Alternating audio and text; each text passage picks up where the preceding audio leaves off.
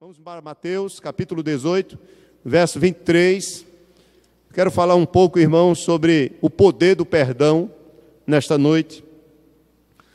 Não necessariamente o poder do perdão de Deus em Cristo, nós vamos tocar nesse ponto, mas o perdão que tem que ser liberado do nosso coração para com o nosso próximo. E nós vamos ver aqui algumas verdades nesse texto acerca do perdão. Mateus, capítulo 18, versículo 23.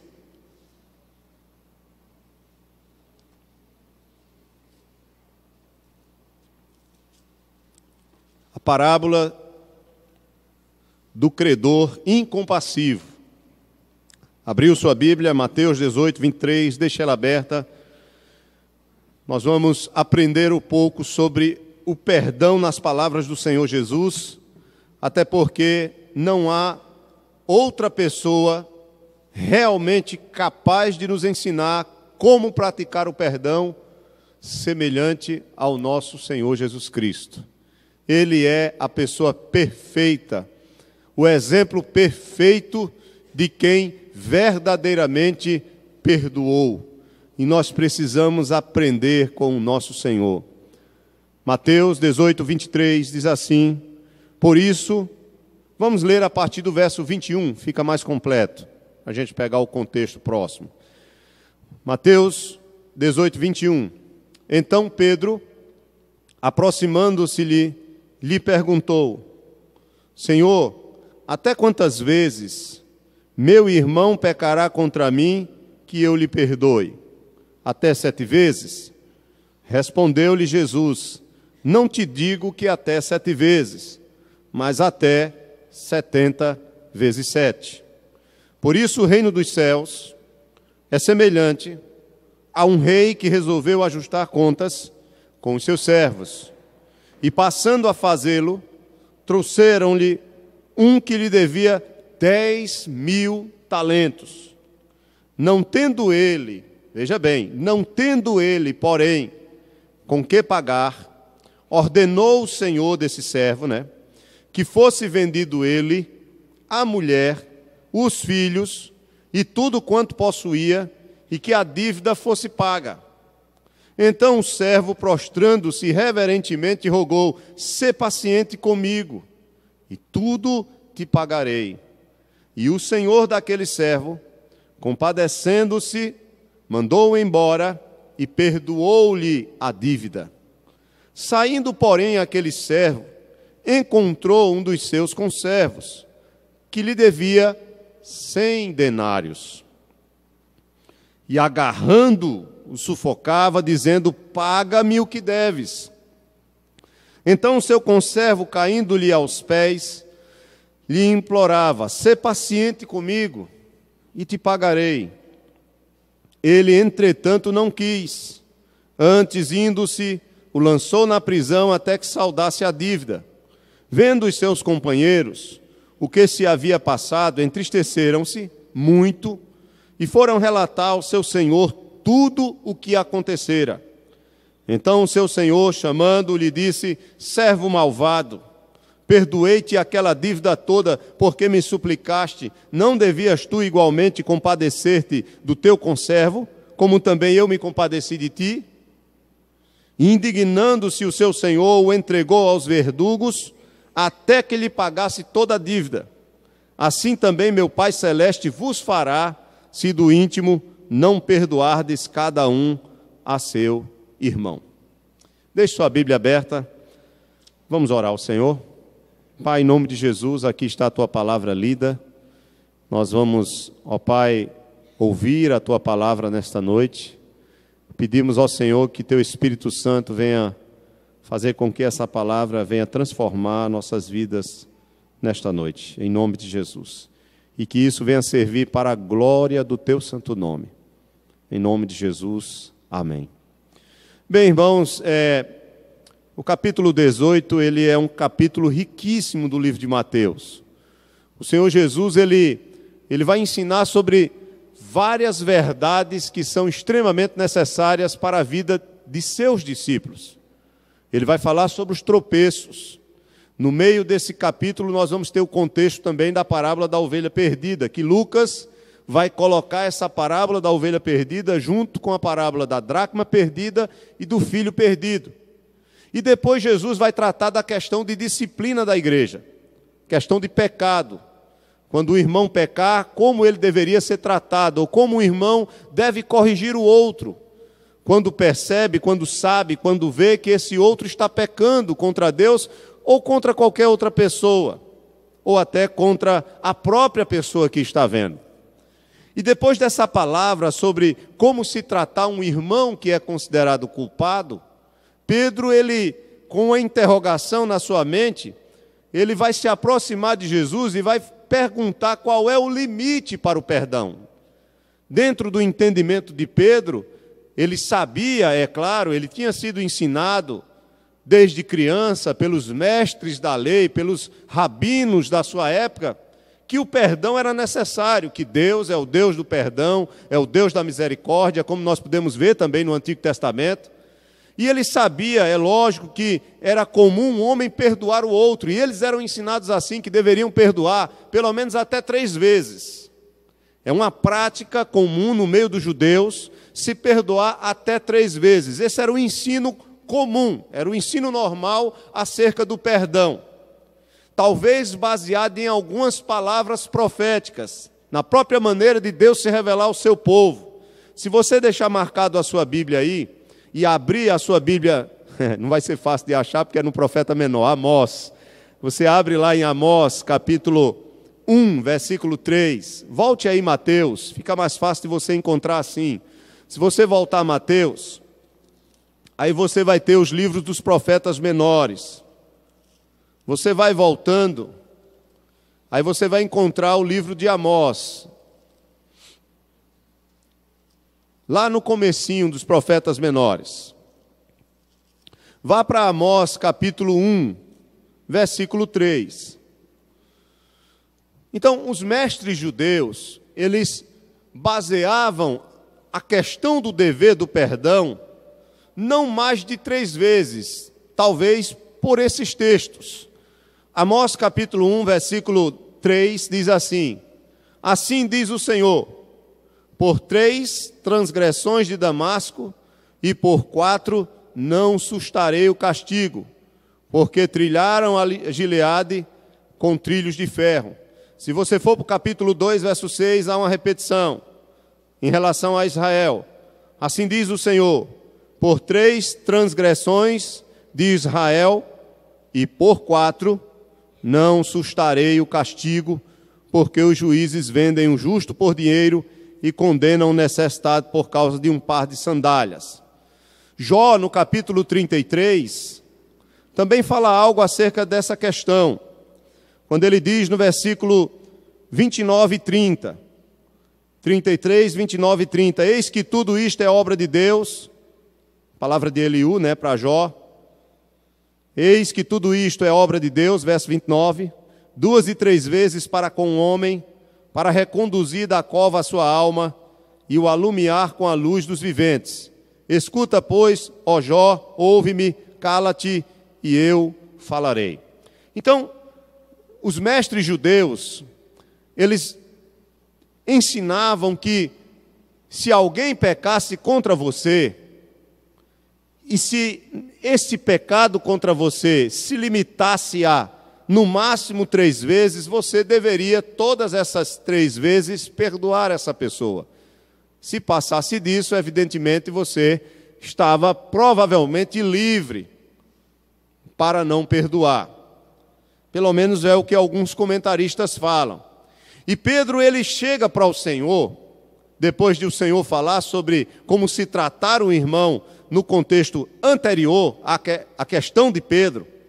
Pedro coloca limites ou dimensões em relação ao perdão nessa pergunta do versículo 21, quando diz, então Pedro, aproximando-se, lhe perguntou, Senhor, até quantas vezes meu irmão pecará contra mim? Pedro já sabia que, diante do ensinamento dos mestres judeus, até 3 vezes. Mas ele queria saber agora do Senhor, quantas vezes ele deveria perdoar o seu irmão quando pecasse contra ele. E aí ele vai e usa um número que até é símbolo de plenitude, mas aqui ele está sendo literal, quando ele diz até 7 vezes. Respondeu-lhe Jesus: não te digo que até 7 vezes, mas até 70 vezes 7. Jesus ele vai mostrar para Pedro, ao contar, primeiro ao trazer essa afirmação, que aparece aqui como uma figura de linguagem, né, como uma hipérbole, como um exagero. Jesus diz, não, 7 vezes não, 70 vezes 7. É claro que Jesus não estava querendo que Pedro anotasse quantas vezes o seu irmão pecasse contra ele, e se chegasse, nós sabemos que é impossível alguém pecar contra você num só dia 490 vezes. O Senhor não está aqui querendo que Pedro pense na literalidade dos números, mas ele usa o 70 vezes 7 para mostrar que onde há amor, ou onde há um coração que está se enchendo de amor e se enchendo de humildade, onde há um coração em que essas virtudes vão se enchendo ou vão enchendo esse coração, o fruto do Espírito, essa pessoa, esse indivíduo, ela vai ter condições de sempre praticar o perdão. Paulo, falando sobre o amor de Jesus, escrevendo aos Efésios, no capítulo 3, você não precisa abrir, eu leio para você, no versículo 17, ele diz assim: e assim habite Cristo no vosso coração, pela fé, estando vós arraigados e alicerçados em amor, a fim de poderdes compreender com todos os santos qual é a largura e o comprimento e a altura e a profundidade, e conhecer o amor de Cristo que excede, veja, conhecer o amor de Cristo que excede todo o entendimento, para que sejais tomados de toda a plenitude de Deus. Então, se eu conheço a Cristo, se eu me encho de Cristo, do amor de Cristo, evidentemente não haverá limites para o perdão que vai fluir do meu coração. E Jesus ele está chamando a atenção de Pedro e dos seus discípulos em relação a isso. Não há limites para o perdão. O perdão é poderoso para transformar vidas, tanto as vidas que são perdoadas, como a vida de quem está perdoando. Não é à toa que Jesus Cristo, na cruz do Calvário, sendo crucificado, uma das suas últimas frases foi: Pai, perdoa-lhes, porque eles não sabem o que fazem. Semelhantemente também, o primeiro mártir da igreja, Estevão, orou da mesma forma quando estava sendo apedrejado pelos seus inimigos, e ele disse: Pai, perdoa-lhes. Perdoa-lhes. Veja o que é um coração cheio do amor de Deus, cheio da graça de Deus, do poder de Deus em sua vida. Jesus ele vai aproveitar, o Senhor Jesus ele usava muito as parábolas para trazer os seus ensinamentos. Por quê? Porque as parábolas, elas são um meio muito fácil de você aplicar aquilo que você quer ensinar às pessoas. Outra coisa é que, quando você ensina uma verdade principal através de pequenas histórias, essa verdade, além de ser muito mais fácil de se assimilar, ela também é muito fácil de ser transmitida, de ser memorizada, de ser aprendida e de passar adiante.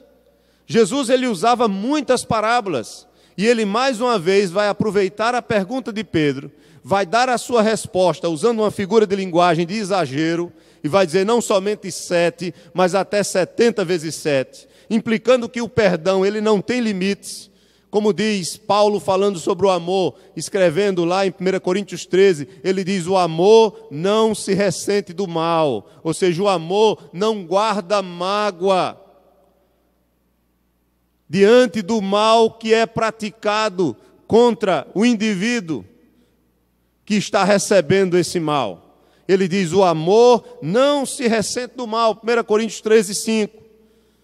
E o interessante, irmãos, é que parece que Jesus está ensinando que quando nós aprendemos a perdoar, perdão não é uma questão de sentimento, perdão não é uma questão de emoções, Perdão é uma questão da vontade.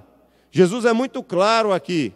Ele não mostra em nenhum momento que a questão do perdão está ligada às emoções ou aos sentimentos do nosso coração. Sabe aquela frase, quando eu sentir de perdoar, eu vou perdoar. Isso não existe em relação ao perdão. Perdão está ligado ao desejo, à vontade, ao elemento volitivo da nossa natureza. Nós devemos tomar a decisão de perdoar e buscar a perdoar. E quando começarmos a praticar o perdão vai se transformar num hábito comum da nossa vida, e nós vamos sempre conseguir alcançar aquilo que é de melhor no outro, porque quando você perdoa, você está conseguindo resgatar do outro aquilo que pode ser melhor, ou tentar levar o outro a melhorar com o seu perdão. Isso não quer dizer que não deve haver correção, isso não quer dizer que não deve haver disciplina, isso não quer dizer que não possa haver um castigo em relação àquele que peca, aquele que comete o ato errado diante daquilo que é correto, mas o perdão sempre deve fluir segundo a palavra do Senhor. E o perdão aqui nessa parábola não é em relação ao perdão de Deus para conosco, é em relação ao perdão seu e meu para com o próximo, perdão de irmãos. E nós vamos aprender, pelo menos, irmãos, 3 verdades nessa parábola, 3 verdades acerca do perdão. Primeiro, está no versículo 23 ao 27. Veja o exemplo que o Senhor vai dar, verso 23 ao 27, acompanhe comigo. Ele começa a contar uma historinha de um rei, e ele diz: por isso o reino dos céus é semelhante a um rei que resolveu ajustar contas com os seus servos. E passando a fazê-lo, trouxeram-lhe um que lhe devia 10.000 talentos.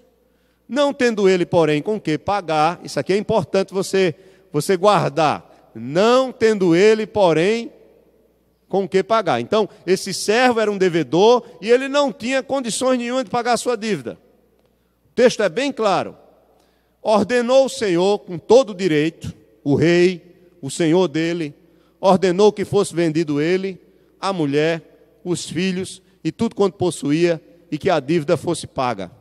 Só que não ia dar para pagar, mas ele poderia ter ordenado e poderia ter dado certo, pelo menos para ele sofrer a justiça em relação à sua dívida. Só que esse servo, diz o verso 26, ele prostra-se reverentemente diante do rei e roga ao rei, dizendo: sê paciente comigo e tudo te pagarei. Nós sabemos que isso é impossível, vou dizer a vocês por quê.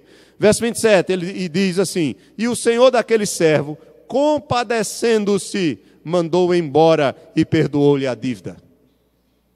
A primeira verdade que Jesus tenta mostrar acerca do perdão, ensinando Pedro, ensinando os discípulos, é que o perdão, ele é uma questão de graça. Perdão é graça e não justiça. Nós precisamos aprender isso. O que é que Jesus está querendo dizer com isso? Que o perdão, ele não é merecido. O perdão, ele nunca vai ser merecido pela pessoa a quem você precisa perdoar. Perdão é graça de quem perdoa, não é justiça.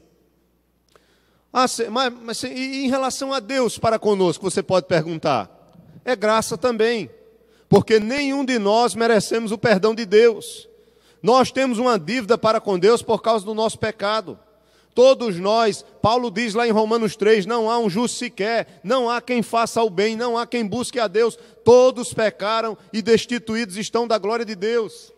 Todos estamos debaixo da justiça de Deus, da ira de Deus, e merecemos a sua punição.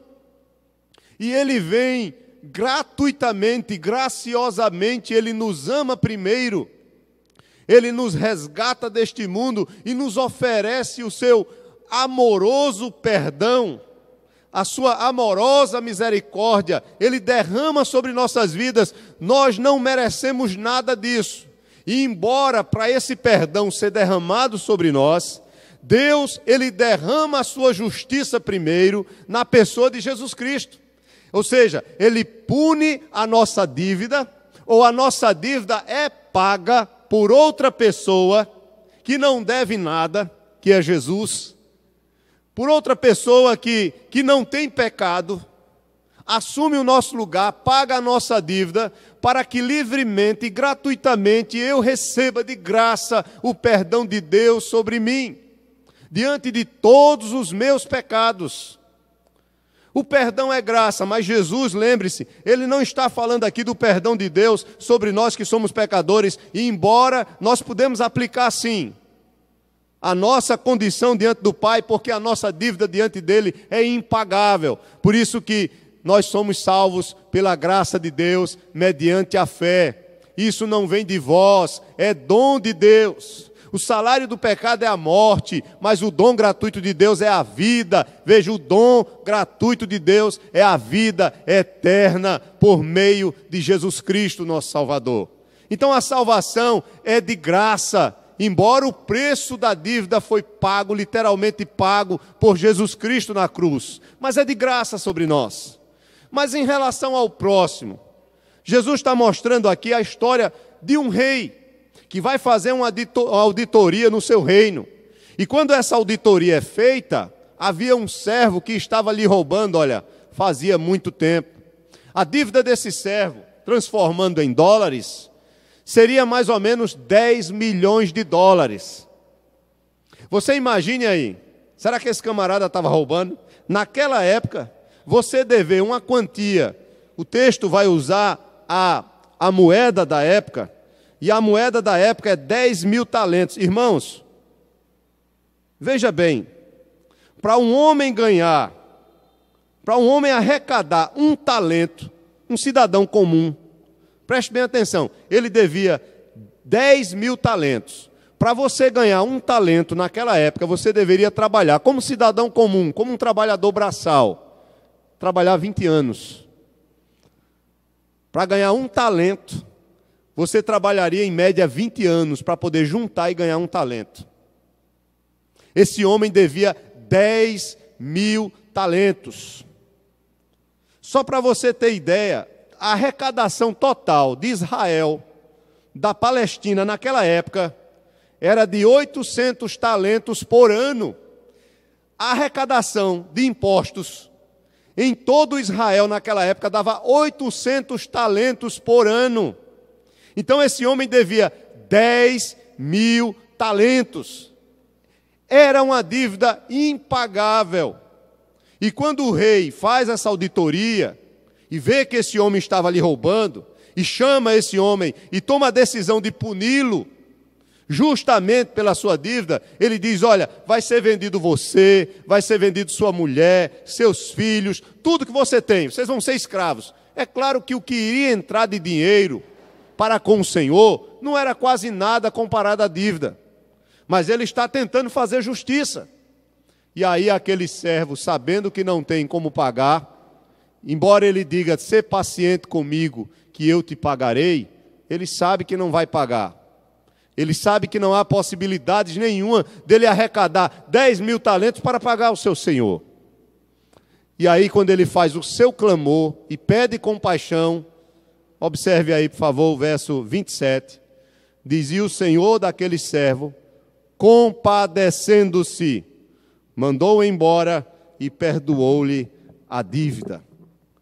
Meus amados irmãos, o servo não merecia ser perdoado. Merecia? Não. Ele não merecia ser perdoado. Ele deveria ter sido vendido. Ele, sua mulher, seus filhos, a consequência iria abarcar toda a sua família. Mas o Senhor livremente o perdoou. O Senhor foi gracioso com ele. Estendeu a sua mão de misericórdia, perdoou a sua dívida e mandou ele ir embora. Agora imagine o coração, a alegria, a liberdade, a paz que aquele servo, ao ouvir do seu Senhor, que ele não tinha dívida alguma mais com ele, com o seu Senhor, a partir daquele momento, a alegria, a paz que estaria no seu coração depois daquela palavra do Senhor. Você não me deve mais nada, perdoou sua dívida, pode ir embora em paz e acabou. Perdão, irmãos, mais uma vez, Jesus ensina que o perdão não é uma questão de justiça, mas é uma questão de graça. Para perdoarmos a quem nos deve, nós precisamos, irmãos, estender a nossa mão graciosa sobre essa pessoa. Foi isso que Deus fez conosco através de Cristo Jesus. Segunda coisa, verso 28 ao 30, acerca do perdão. Primeiro, perdão é uma questão de graça e não de justiça. Segunda coisa, verso 28 ao 30, saindo, porém, aquele servo, encontrou um dos seus conservos que lhe devia 100 denários, e agarrando-o, sufocava, dizendo: paga-me o que deves. Então o seu conservo, caindo-lhe aos pés, lhe implorava: sê paciente comigo. A mesma frase que ele usou para o rei. O seu conservo disse para com ele: sê paciente comigo e te pagarei. Ele, entretanto, não quis. Antes, indo-se, o lançou na prisão, até que saldasse a dívida. Veja que diferença, irmãos. Preste bem atenção. Ele devia 10.000 talentos ao seu senhor. E um conservo dele lhe devia, o texto aqui é muito claro, apenas 100 denários. Cerca de R$80. Enquanto ele devia 10 milhões de dólares, veja bem, ao seu senhor, e o senhor lhe perdoou a dívida, o seu servo lhe devia apenas cerca de R$80. Vamos colocar aí $20 hoje. Mas o que foi que ele fez? Ele pegou no pescoço daquele servo e exigiu que aquele servo dele lhe pagasse. Ele não teve misericórdia, ele não foi gracioso, mas ele exigiu a justiça. E aí o Senhor Jesus tenta nos ensinar a segunda verdade acerca do perdão. É que assim como nós fomos perdoados, ou fomos perdoados de uma dívida tão grande, nós devemos aprender também a perdoar aqueles que nos devem.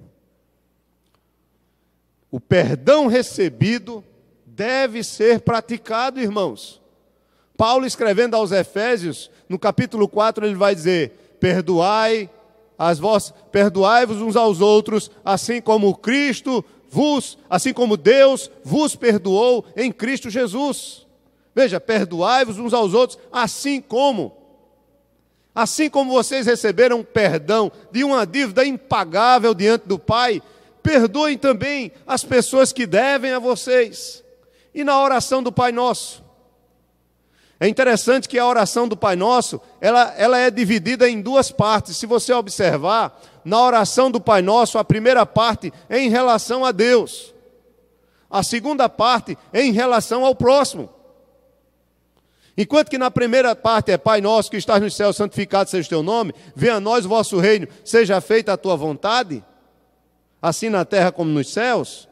A segunda parte é: perdoa, dá-nos o pão de cada dia, né? Que é em relação a nós, e perdoa as nossas dívidas, assim como perdoamos aos nossos devedores, e livra-nos do mal. Veja, a primeira parte é em relação a Deus, do Pai Nosso, da oração. A segunda parte é em relação a nós, parecida com a lei.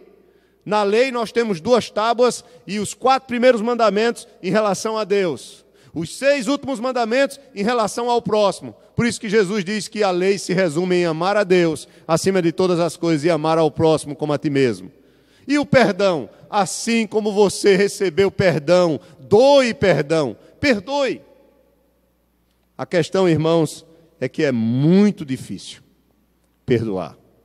Porque para haver perdão, tem que haver humildade.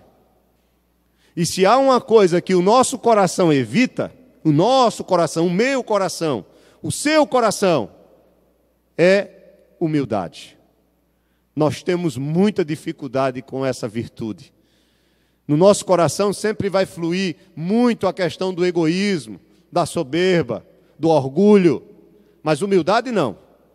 A humildade é algo que você vai aprendendo de Deus, que você vai buscando do Senhor, através da oração, através da prática, através do autoexame, de olhar para você mesmo, de olhar para as suas atitudes, para as palavras que saem da sua boca, para as coisas que você diz, para as coisas que você pensa, para as suas autoafirmações, como você se coloca diante das pessoas, o que você fala de você mesmo para as outras pessoas, o que você fala dos outros para as outras pessoas, tudo isso tem a ver com o seu coração. E é interessante que Jesus diz que as coisas impuras não são as que entram, mas as que saem do nosso coração. E elas saem do nosso coração justamente através das nossas palavras e das nossas ações. As pessoas sabem quem nós somos pelo que falamos e pelas nossas atitudes. E aqui, irmãos, é um quebrantar de Deus de nossas vidas para a gente aprender a perdoar. Perdão é graça, mas também Jesus ensina, assim como você recebe perdão, também dê perdão.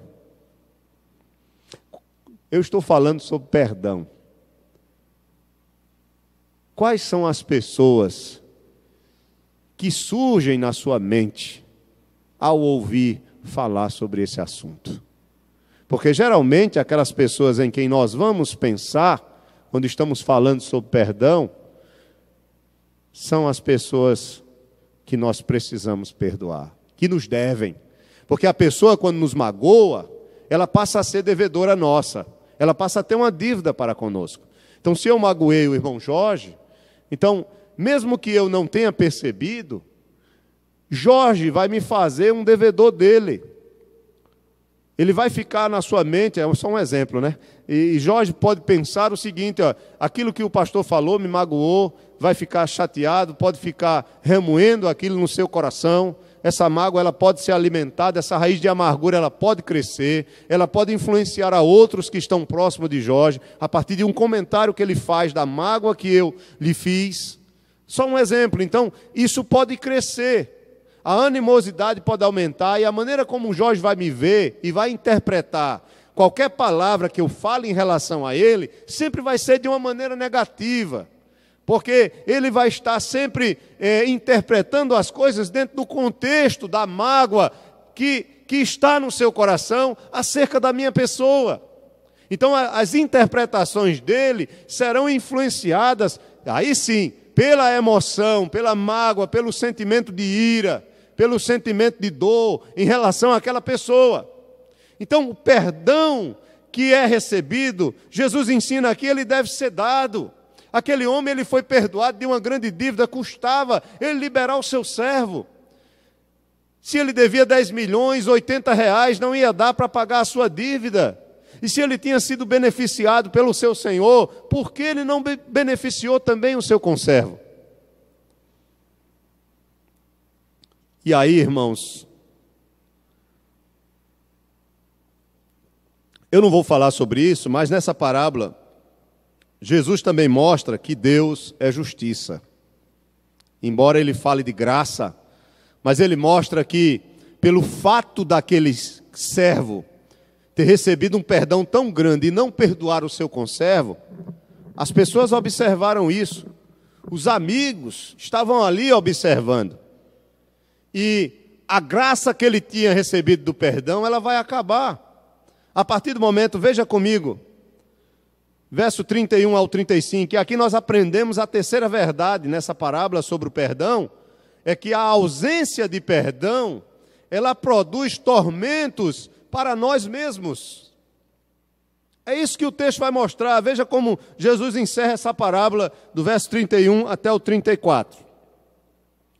Até o 35, ele diz, 31 ao 35, vendo os seus companheiros o que se havia passado, ou seja, que ele tinha sido perdoado, mas não tinha perdoado o seu conservo, entristeceram-se muito e foram relatar ao seu senhor, ao rei, tudo o que acontecera. Então, o seu senhor, chamando-lhe, disse, servo malvado, perdoei-te aquela dívida toda porque me suplicaste.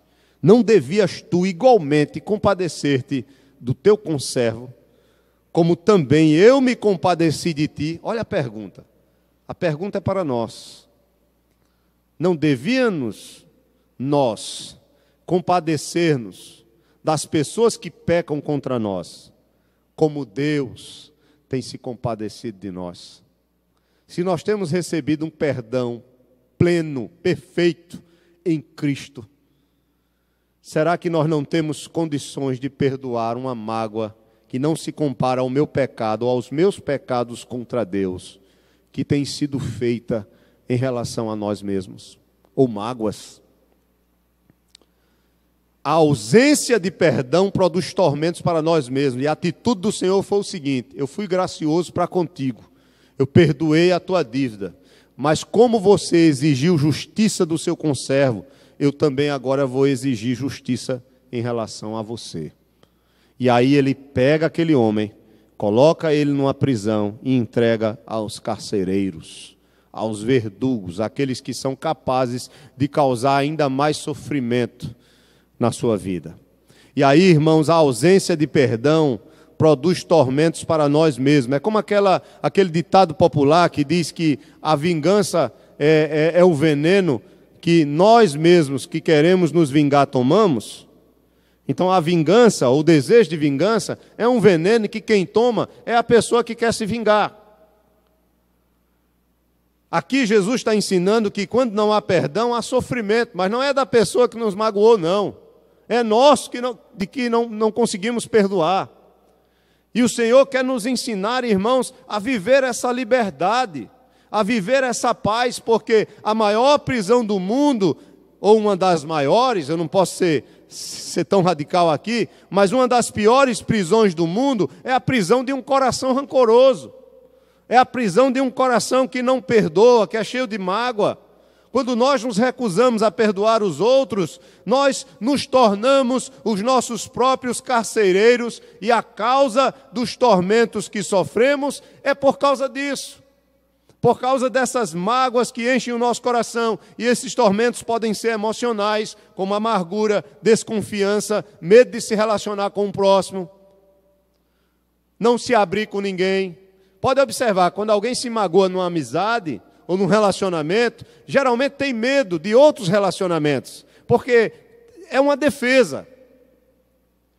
Ela acha que todo mundo vai fazer a mesma coisa, ou fica desconfiado com todo mundo, não confia em ninguém, porque tem medo, já se defende ali, não consegue dar confiança, ou tentar investir naquilo que é de melhor na outra pessoa. Então, as questões, os tormentos emocionais são muitos.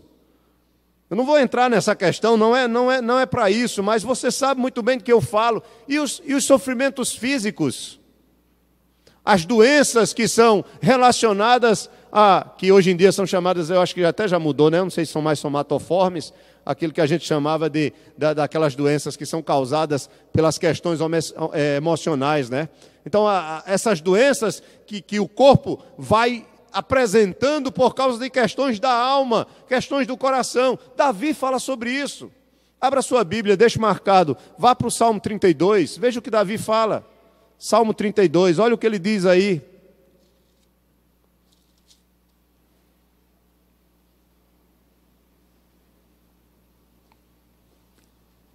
Salmo 32, versículo 1. Davi diz, aqui Davi ele estava consciente do perdão de Deus, ele tinha pecado com Batseba, adultério, e ele já estava vivenciando o perdão de Deus no seu coração. E ele diz, verso 1, bem-aventurado, seja muito feliz, aquele cuja iniquidade é perdoada, cujo pecado é coberto. Bem-aventurado o homem a quem o Senhor não atribui iniquidade, e em cujo espírito não há dolo. Enquanto calei, olha só, enquanto calei, os meus pecados envelheceram os meus ossos pelos meus constantes gemidos todo dia. Porque a tua mão pesava dia e noite sobre mim, o meu vigor se tornou em sequidão do deserto, ou estio. Confessei-te o meu pecado e a minha iniquidade não mais ocultei. Disse, confessarei ao Senhor as minhas transgressões, e tu perdoaste a minha iniquidade, do pecado, do meu pecado. Sendo assim, todo homem piedoso te fará súplicas em tempo de poder encontrar-te. Com efeito, quando transbordarem muitas águas, não atingirão. Tu és o meu esconderijo, tu me preservas na tribulação e me cercas de alegres cantos de livramento. Louvado seja Deus por isso. Não vou ler o salmo todo. Aí entra o outro lado da moeda, ou a outra parte. Qual é o outro lado da moeda do perdão que Davi fala aqui? A confissão de pecados. Nós não temos essa prática de confessar pecados. E se há uma coisa que é benéfica na Igreja Católica e que nós não acompanhamos, é a confissão auricular.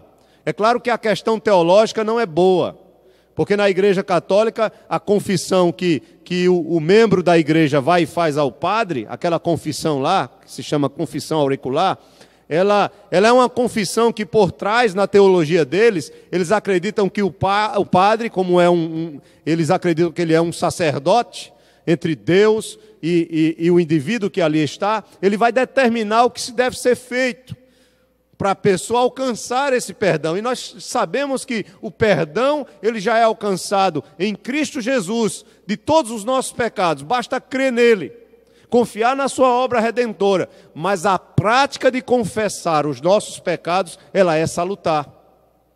Douglas Wilson, escrevendo o seu livro Reformando o Casamento, ele disse o seguinte: quando nós pecamos contra alguém ou contra Deus e não confessamos o nosso pecado, é como uma sujeira que cai no carpete e você não apanha. Quando você peca e confessa, é como se caísse uma sujeira no carpete e você logo o quê? Apanhasse aquela sujeira, limpasse aquela sujeira. Então ele aplica a questão da confissão de pecados a uma restauração rápida da comunhão com o outro. Quando você peca, um exemplo, contra a sua esposa, ou contra o seu esposo, quando você diz uma palavra dura, você magoa a sua esposa, fica os dois ali magoados, a comunhão ela é abalada com aquele pecado. Aquilo é como uma sujeira que cai no carpete. Se você não tratar aquilo rapidamente, pode ser que no decorrer desse problema, outros pecados surgirão, e o tapete vai ficar cada vez o quê? Mais sujo. Depois, para limpar, vai dar muito mais trabalho. Quando nós recorremos à confissão de pecados, agora tem que ser uma confissão sincera. Confissão de pecados não é você confessar o seu pecado para levar o outro também a confessar o dele. Não, é uma atitude única sua, é do indivíduo. Confessar pecados, irmãos, é tentar restaurar a comunhão. Por que Davi está dizendo aqui a importância dele confessar o seu pecado a Deus? Nós não vamos perder a salvação. A nossa justificação, ela não será afetada se nós deixarmos de confessar nossos pecados a Deus. Por exemplo, 1 João 9, se confessardes os vossos pecados, Ele é fiel e justo para vos perdoar toda a vossa injustiça, né? Aliás, para vos perdoar de todo pecado e vos purificar de toda injustiça. Quando eu não confesso o meu pecado contra Deus, a minha comunhão com Deus, a minha salvação, ela não se perde. Eu não deixo de ser perdoado por Ele. Mas a minha alegria na comunhão com Deus, ela é perdida. Lembram que Davi, na sua oração, no Salmo 51, ele diz: Senhor, restaura em mim a alegria do quê? Da salvação. Quando eu peco contra minha esposa, ela não vai se separar de mim. Claro, depende do pecado, né? Mas quando eu peco contra ela, eu não vou deixar de estar casado com ela. Mas a alegria da comunhão no casamento, ela se perde. Até que esse pecado ele seja confessado e haja perdão. Então, se a prática do perdão, ela deve ser praticada para quem foi perdoado. Se o perdão é graça e não justiça, e ao mesmo tempo, se eu não perdoo, eu que colho os frutos maus da falta de perdão, do outro lado tem que haver confissão de pecados. Tiago, capítulo 5, verso 16, ele diz: confessai vossas culpas uns aos outros. Eu devo aprender a confessar os meus pecados, as minhas fraquezas a alguém. Tanto a esposa que pode lhe ajudar, ou algum outro irmão maduro que pode lhe ajudar a orar com você, a lhe orientar. O que Tiago está querendo dizer é que nós temos que ser humildes para confessar que somos pecadores e que precisamos da ajuda do outro. Quando eu guardo tudo para mim, eu não deixo as pessoas entrarem no meu mundo.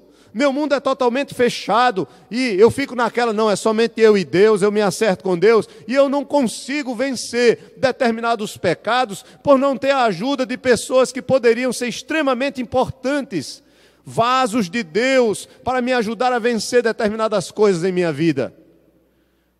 Claro que eu não vou estar contando a minha vida para todo mundo, mas eu preciso ter pessoas. A Bíblia está falando sobre os presbíteros que vão visitar um homem que está doente. E diz que a oração da fé salvará esse doente, mas também diz que ele deve aprender a confessar pecados para ele sarar, para ele ser curado. Confessai vossos pecados uns aos outros. Uma coisa é certa, é muito fácil falar dos nossos pecados em público, quando estamos tratando de igreja, mas individualmente, chegar para alguém, chamar e contar: olha, eu estou precisando de ajuda, eu estou pecando nisso, eu estou falhando nisso, me ajude em oração. Você pode me dar uma orientação, uma palavra. Isso é extremamente necessário, irmãos. Nós temos que restaurar a nossa comunhão o mais rápido possível. Se eu peco contra alguém, então vá até essa pessoa, peça perdão. Uma pergunta: se um ladrão roubasse seu carro, Deus me livre, né? Já aconteceu comigo, depois foi achado. Mas se um ladrão roubasse seu carro, chegasse no outro dia na sua casa, tocasse a campainha, aparecesse para você, você ia tomar um susto, né? O que é que esse camarada quer agora? Vai querer levar o quê, né? E chegasse para você e dissesse: olha, Adriano, roubei seu carro ontem, me arrependi. Chegasse até no seu carro lá na frente da sua casa: eu me arrependi, me perdoe. Entrasse no seu carro e fosse embora com o seu carro. Isso ia significar alguma coisa? Não. O pedir perdão, simplesmente por pedir perdão, não é confissão de pecado, biblicamente falando. Se eu chego para a pessoa, para minha esposa, e a magoo e digo: me perdoe aí, me perdoe. Isso resolve as coisas? Não. Pedido de perdão ou confissão de pecados requer restituição. O ladrão verdadeiramente arrependido, ele ia chegar no outro dia, ia pedir perdão e iria devolver o quê? O carro. Ia dizer ainda mais: olha, se eu lhe prejudiquei em alguma outra coisa, me diga aí que eu vou pagar. Foi isso que Zaqueu fez. A quem eu defraudei, eu vou devolver. Eu vou dar 4 vezes mais, não é isso? Restituição. Quando eu peco contra alguém, isso exige uma restituição. Então, qual é a restituição em relação à confissão de pecados? É quando a confissão de pecados ela é verdadeiramente contrita. Quando eu chego para minha esposa, ou a esposa para o esposo, ou para um amigo, ou para um irmão, seja para quem for, a quem eu magoei, e peço perdão de maneira contrita, coração contrito, compungido, verdadeiramente arrependido, essa é a restituição que eu estou fazendo. É como Daniela faz comigo: quando eu peco contra ela que eu vou pedir perdão, ela diz: de quê? Está me pedindo perdão de quê? Olha, acaba tem que ser humilde, tem que se humilhar, viu? Eita, eu vou ter que contar a história agora, e aí você vai... É claro, de que você está pedindo perdão? Se você peca e está pedindo perdão, é de quê? Você tem que saber qual é o pecado. Você tem que se compungir, e ser contrito em relação àquele pecado, estar verdadeiramente arrependido. Então, perdão é graça, perdão deve ser praticado assim como se recebe. Quem não perdoa, não sabe abençoar o outro com perdão, sofre as consequências ou os tormentos da falta desse perdão. E por outro lado, eu que peco, preciso aprender a pedir perdão. Eu preciso aprender a confessar os meus pecados. Meus irmãos, se vivermos de acordo com o perdão, compartilhando com os outros aquilo que Deus nos concedeu, nós desfrutaremos de alegria, de liberdade e de paz. Quando nós aprendemos a perdoar, a tratar os outros com um coração humilde, quebrantado, contrito, perdoando as pessoas que pecaram contra nós, com certeza, irmãos, nós vamos alcançar uma maturidade cristã que vai glorificar a Deus, e nós vamos ser muito mais felizes em nossa vida com Deus e em nossa vida com os nossos irmãos. É interessante: bem-aventurados os mansos, bem-aventurados os humildes de espírito. Jesus ele fala sobre várias bem-aventuranças que revelam um coração quebrantado na presença dele. Outra coisa, irmãos, a parábola, ela termina, volte aí para a parábola no capítulo 18 de Mateus. Eu quero encerrar apenas com uma última palavra. No versículo 35, Jesus faz uma grave exortação aos seus discípulos, depois de contar essa parábola, respondendo aí, de modo mais completo, a pergunta de Pedro, acerca do perdão para com o irmão. No versículo 35 ele diz: assim também meu Pai celeste vos fará, se do íntimo não perdoardes cada um seu irmão. Então, peraí, como é que eu posso entender essa palavra? Parece-me que um coração que não perdoa, ou um coração que não consegue perdoar, parece que esse coração ainda não foi transformado pelo perdão de Deus. Alguém que tem seu coração transformado por Deus, pela graça de Deus, claro que isso é um trabalhar lento, vai aprender a perdoar pelo agir do Espírito no seu coração. Mas alguém que é sempre rancoroso, cheio de mágoas, com ódio de todo mundo, querendo se vingar de todo mundo, indignado contra tudo, amargurado em relação a todas as coisas, provavelmente essa pessoa ainda não conheceu a graça do perdão de Deus através da pessoa de Jesus Cristo. Porque se ele conhecer o perdão do Senhor, como ele vai ser grato, como ele verdadeiramente vai poder ser grato por aquilo que ele recebeu. E o Senhor o levará a viver aquilo que ele deve viver em relação ao perdão. Eu encerro dizendo a você que os prejuízos não só são emocionais, em relação aos tormentos, não só são físicos, mas também são espirituais. O crente que guarda mágoa no seu coração, ele está dando uma grande brecha, uma grande oportunidade para o diabo destruir a sua vida. Pastor, isso tem base bíblica? Claro que tem. Veja 2 Coríntios, capítulo 2. Abra sua Bíblia em 2 Coríntios, capítulo 2. Eu encerro com essa palavra. 2 Coríntios, capítulo 2.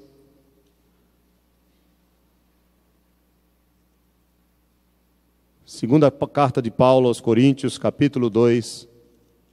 Leia comigo a partir do versículo 5. 2 Coríntios 2, verso 5. Os irmãos encontraram? Amém? O que é que diz aí no texto, no título da sua Bíblia? O penitente deve ser readmitido na igreja, provavelmente, na versão atualizada. Ou sobre o perdão do irmão. Verso 5, capítulo 2 de 2 Coríntios diz: ora, se alguém causou tristeza, não fez apenas a mim, mas para que eu não seja demasiadamente áspero, digo que em parte a todos vós, basta-lhe a punição pela maioria, de modo que deveis, pelo contrário, perdoar-lhe e confortá-lo, para que não seja o mesmo consumido por excessiva tristeza. Pelo que vos rogo que confirmeis para com ele o vosso amor. Veja, perdão é amor. E foi por isso, verso 9, também que vos escrevi, para ter prova de que em tudo sois obedientes. A quem perdoais alguma coisa, também eu perdoo.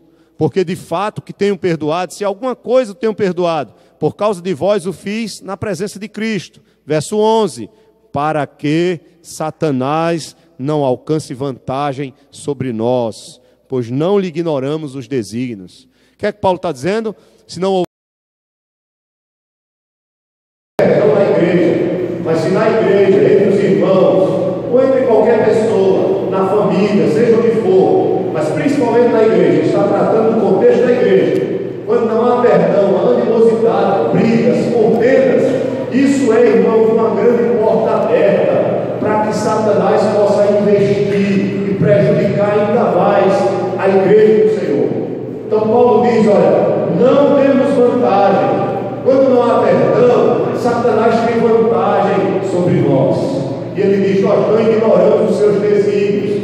Ele age estrategicamente para perdoar, para prejudicar os irmãos quando não há perdão no nosso meio. Então, meus amados, minhas amadas irmãs, as pessoas que estão aqui nesta noite, o perdão é necessário e poderoso para que o Senhor possa trazer alegria para a nossa alma, nós sermos crentes felizes. A questão é, a quem você e eu precisamos perdoar? Será que quando você pensa em alguém coraçãozinho ainda fica um pouco fechado, ore por essa pessoa, peça ajuda do Senhor para você perdoar essa pessoa, mas tome a decisão hoje de perdoar essa pessoa. Eu quero perdoar, eu vou perdoar, eu vou tomar essa atitude. Claro, talvez você não tenha a oportunidade de andar abraçado com a pessoa, nem precisa disso, mas você precisa perdoar. Em relação a confessar pecados, a quem, irmãos, nós precisamos confessar nossos pecados? A quem nós precisamos abrir o nosso coração humildemente e dizer: olha, eu pequei contra você, eu te perdoo, estou verdadeiramente arrependido, reconheço que pequei, peça perdão, se humilhe, para que o Senhor possa abençoar as nossas relações, a nossa comunhão, e o diabo não tenha vantagem em relação a nós. Amém? Perdão é graça, perdão recebido deve ser praticado, e quando nós não perdoamos, somos nós que sofremos os tormentos emocionais, físicos e espirituais. Deus nos abençoe e nos ajude. E eu quero dizer a você nesta noite que a sua ficha corrida, que o seu currículo de pecados, ele pode ser enorme, mas o sangue de Jesus te purifica de todo pecado. Eu quero dizer que Cristo morreu na cruz por todos os seus pecados, quer em pensamento, em palavras e ações, de ontem, de hoje e amanhã. E se você pela fé crê na obra dele feita por você, todos os seus pecados serão perdoados. Venha até Cristo, confesse aquilo que você já conhece, peça perdão a Ele, que Ele está de braços abertos para lhe perdoar, e deixe que Ele lhe ajude a mudar de vida e a ser uma nova criatura do nome do Senhor. Amém? Se depois do final do culto você quiser orar conosco, vir até nós, pastor, ore por mim, preciso de ajuda, eu creio em Cristo, eu quero Cristo, viver para Cristo, estou aqui, estamos aqui para orar para você. Vamos ficar de pé para orar.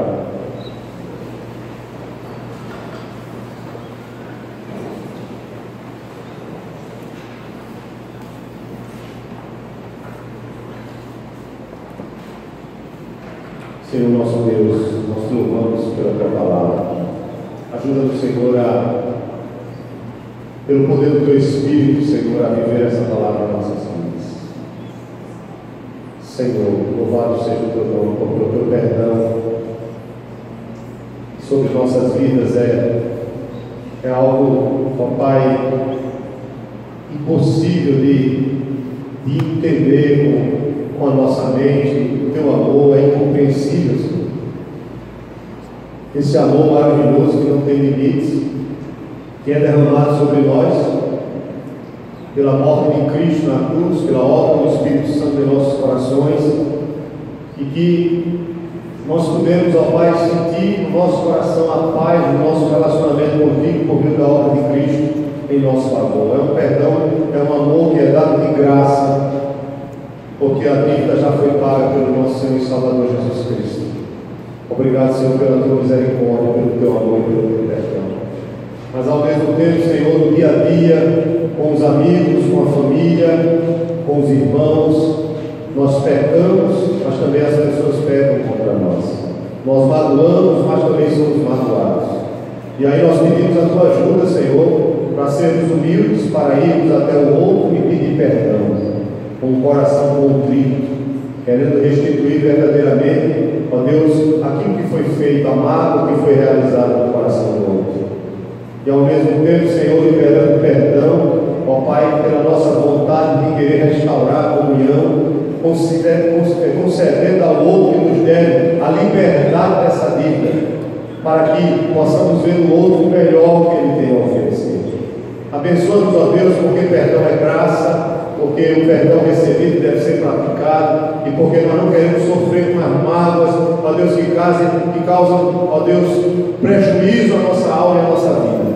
Nós queremos ter um coração livre, em paz, não guardando mágoa, não fazendo com que alguma pessoa seja devedora a nós, mas libertando todas elas e vivendo em paz contigo e em paz com o próximo. Em nome de Jesus, nos abençoa e nos ajuda, nós pedimos e te agradecemos.